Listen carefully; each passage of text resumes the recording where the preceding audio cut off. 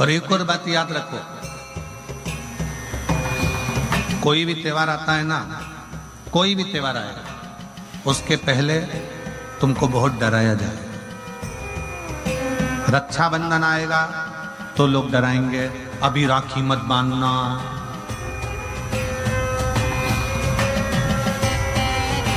दीपावली आएगी तो पहले से न्यूज़ पे, सोशल मीडिया पे चला दिया जाएगा, आज दिवाली मत करना,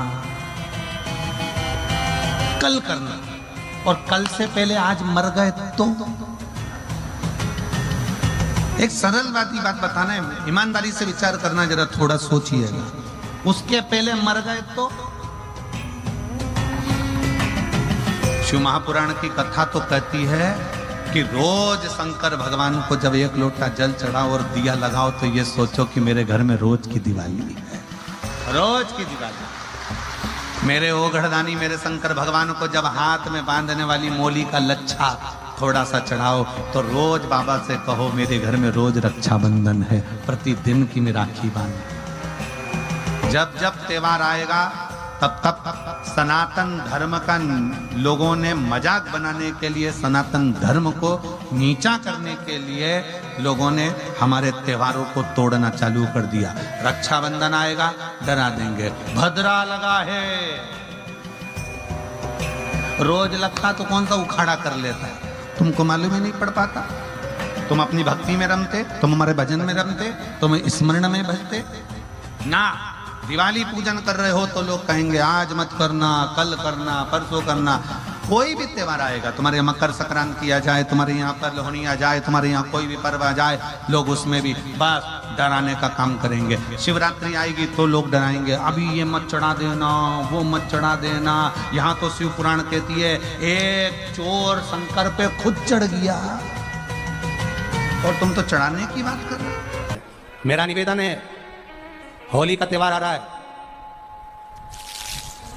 उस फागुन के त्योहार में मेरा देवाधिदेव महादेव माता पार्वती के साथ होली खेलता है, मेरा कृष्ण कन्हैया राधा रानी के साथ होली खेलता है। आप भी अपने इष्ट मित्रों के साथ होली खेलिए और दिल से खेलिए। हमारे सीहोर जिले में एक होली होती थी, उस होली का नाम हमने पिछली बार बदल दिया था। कौन सी होली कर दी थी? महादेव की होली। पिछली बार हमारे सीहोर जिले में हमेशा होती आई थी वो होली, थोड़ा उसका नाम हमने चेंज कर दिया था तो उसको महादेव की होली कर दिया था। मेरे सीहोर जिले के रहने वाले सभी रहवासियों से, जिले भर के निवासियों से निवेदन करना चाहूंगा, वो पुरानी होली को बंद कर महादेव की होली नाम दिया गया है। शिव मंदिर में जाना है, चंदन का जल शिव जी को एक लोटा चढ़ाना। एक बात अपनी जिंदगी में उतार कर रखो, शंकर भगवान को घी का दिया भी लगाओ तो तुम्हारे घर में जो असली घी हो, थोड़ा सा भले एक बत्ती लगाओ, भले इतनी सी बत्ती जलाओ, पर असली घी की जलाओ। शिव जी को अगर चंदन भी लगा रहे हो तो असली लगाओ। शंकर भगवान को चावल भी चढ़ा रहे हो तो असली चढ़ाओ। शंकर भगवान को अगर अष्टगंध भी चढ़ा रहे हो तो असली चढ़ाओ। केमिकल का कोई चीज मेरे महादेव को मत चढ़ाओ जिससे भगवान शिव की मूर्ति नष्ट हो। जितने आस्था चैनल पर कथा सुन रहे हो, जितने फेसबुक और यूट्यूब पर सुन रहे हो, बहुत सावधानी से सुनना। जब होली होती है, होली जिस दिन जलती है उसके दूसरे दिन धुलेंडी होती है। शिव की होली मनाइए, हम नहीं मना सकते। महादेव की होली कोई साधारण सी होली नहीं होगी। शिव मंदिरों के भजन चलना चाहिए, शंकर मंदिरों से सही कर चलना चाहिए और शिव की होली के गुणगान।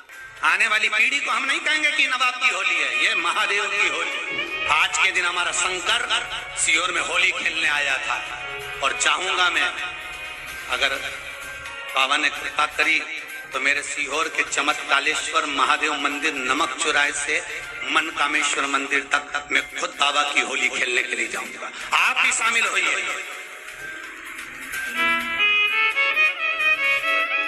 वही होली के दूसरे दिन जो नवाब की होली थी, दूज के दिन की होली गलत कर दी, पूरी कहानी गलत बताई। अगर दुनिया के लोग सही कहानी बताते तो भतीजा और बुआ का संबंध खराब नहीं होता। कहानी गलत थी ना। लोगों ने कहा, हिरण्यकशिपु ने अपनी बहन से कहा, बहन तू अपने भतीजे को गोदी में रखकर बैठ जा और चादर ओढ़कर बैठ जाना, तू बच जाएगी, तेरा भतीजा जल जाएगा। तो बुआ भतीजे को जलाने के लिए गोदी में लेकर बैठी। बोलो सही है कि गलत है? लोगों ने कहानी गलत बताई। होलिका, लोगों ने कहा उसने अपने भतीजे को जलाया। पहले तो होलिका का नाम तो निकालो कि होलिका का नाम क्या है। कथा वालों ने कह दिया हिरण्यकशिपु की बहन थी होलिका, वो अपने भतीजी प्रहलाद को गोदी में लेकर बैठ गई। वो प्रहलाद को हाथी के पांव के नीचे डाला, खोलते तेल में डाला, अग्नि में डाला, इसमें डाला, उसमें डाला, नहीं मरा। आखिरी में अपनी बहन से कहा होलिका, तो अपने भतीजे को गोदी में लेकर बैठ गया। पहले उस होलिका का असली नाम तो लाओ, जिस होलिका का नाम विष्णु पुराण में ढूंढा लिखा है।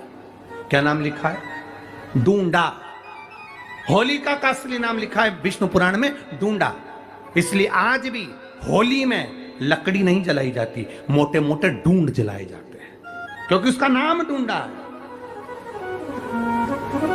और ढूंढा बैठी अग्नि में, भतीजे को गोदी में लेकर बैठ गई। उसके पास में एक ब्रह्मा जी की चादर थी, जिसको ओढ़ कर बैठ जाती थी तो आगी में जल नहीं सकती थी। ढूंढा ने देखा चारों तरफ से आगी लग गई, मेरा भतीजा जल जाएगा।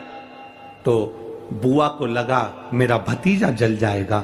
बुआ वो होती है जो दुआ देती है, बुआ कभी बद्दुआ नहीं देती है। और ढूंढा ने अपनी चादर को उतारा, आगी चारों तरफ से लग गई। बुआ को लगा मेरा भतीजा जल जाएगा, तो अपनी चादर उतार कर अपने भतीजे पे डाल दी, और बुआ खुद जल गई पर अपने भतीजे को नहीं जलने दिया। ये कथा है, पर लोगों ने उसको पूरी पलट दिया, पूरा पलट दिया।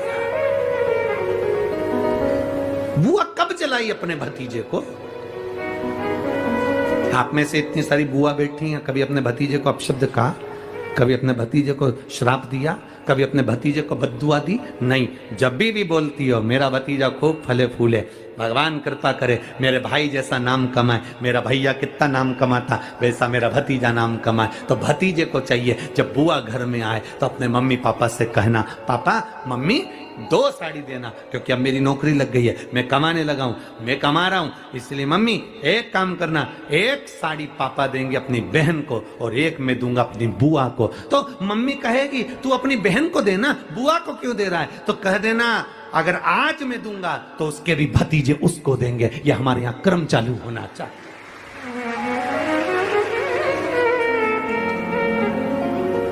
पर करे क्या? 4 भाई 1 साड़ी बहन को जब देते हैं पैक करके,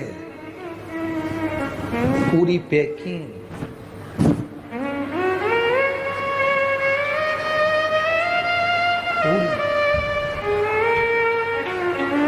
अच्छी बढ़िया वाली साड़ी। अगर ढीली ढीली दिखे तो उसमें कपड़ा भी फंसा दे, काका है जोड़ और पैकिंग करके। और 4 भाई 1 साड़ी, चारों भाई राखी बांधने के बाद ऐसे हाथ लगा के देते हैं जैसे पूरे पुणे की प्रॉपर्टी दे रहे हो,